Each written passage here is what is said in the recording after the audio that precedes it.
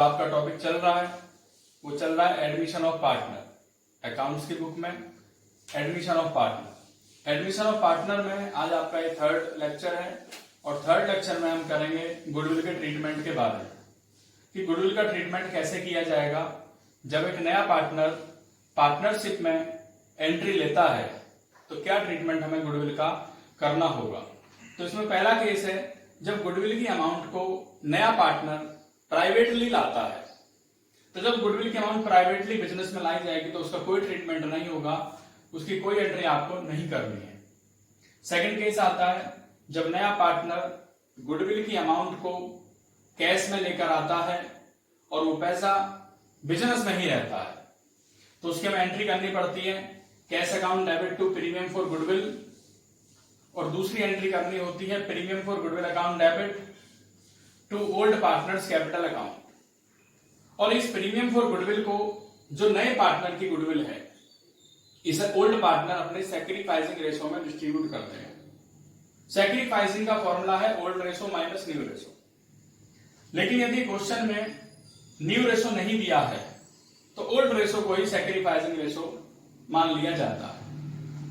दूसरा केस आता है बच्चों यहां पर जब गुडविल की अमाउंट को नया पार्टनर कैश में लेकर आता है और उस अमाउंट को उस गुडविल के पैसे को पुराने पार्टनर फर्म से विड्रॉ कर लेते हैं तो हमें यहां पर 3 एंट्री करनी पड़ती है। पहली 2 एंट्री तो यही होनी है जो आपने अभी भी की कि cash account debit to premium for goodwill, दूसरी entry premium for goodwill account debit to old partners capital account और सैक्रिफाइसिंग रेशो में बांटना होता है ओल्ड पार्टनर में। सैक्रिफाइसिंग का फॉर्मूला है old ratio minus new ratio. लेकिन यदि नया रेशो नहीं दिया है क्वेश्चन में ही तो ओल्ड को ही सैक्रिफाइसिंग रेशो मान लिया जाएगा। और तीसरी एंट्री यहां पर करते हैं हम कि old partners capital account debit to cash account. तो ये ट्रीटमेंट आपको यहां पे करना है और इसी के बेस पे अब मैं आपको क्वेश्चन करा रहा हूं। क्वेश्चन स्टार्ट करते हैं आपका। क्वेश्चन है LMN are partners sharing profit in the ratio 3:1। They admit O into partnership.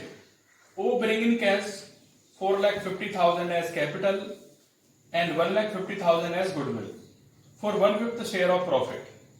Pass journal entry and find out new profit sharing ratio when goodwill is retained in the firm.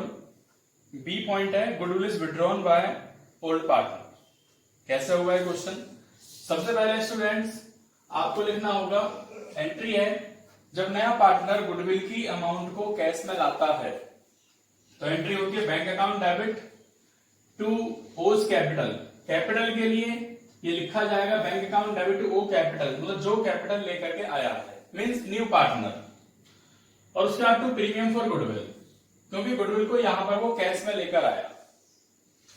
उसके बाद second number पर क्योंकि goodwill का पैसा firm में ही रहना है इसलिए एंट्री होगी premium for goodwill account debit to L capital to M capital to N capital. Premium for goodwill को ओल्ड पार्टनर अपने सैक्रिफाइसिंग रेशो में बांटेंगे।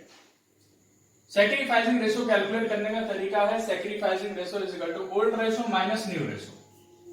सैक्रिफाइसिंग रेशो जैसे कि पहले भी मैंने बताया था sacrificing ratio old minus new कि ओल्ड रेशो में से न्यू रेशो माइनस कर देते हैं तो हमारा सैक्रिफाइसिंग रेशो आ जाता है। लेकिन यदि क्वेश्चन में न्यू रेशो गिवन नहीं है तो जो ओल्ड रेशो दिया हुआ है उसी को ही हम सैक्रिफाइसिंग रेशो मान लेंगे।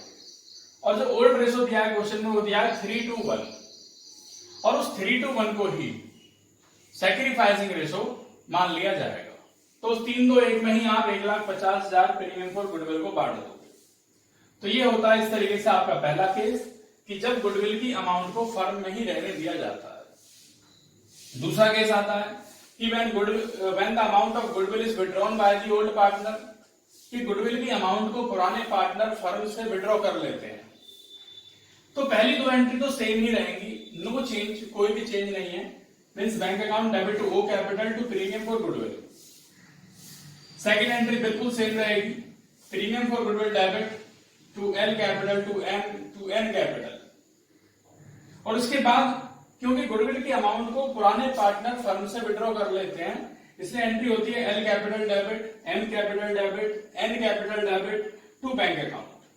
तो ये इस तरीके से आपका यहाँ पर क्वेश्चन हुआ ये वाला। इसके बाद यहाँ पर न्यू प्रॉफिट शेयरिंग रेशो भी निकालना था। तो न्यू प्रॉफिट शेयरिंग रेशो वैसे ही कैलकुलेट किया जाएगा जैसे कि सबसे पहले क्वेश्चन में हमने किया था एडमिशन वाले चैप्टर में।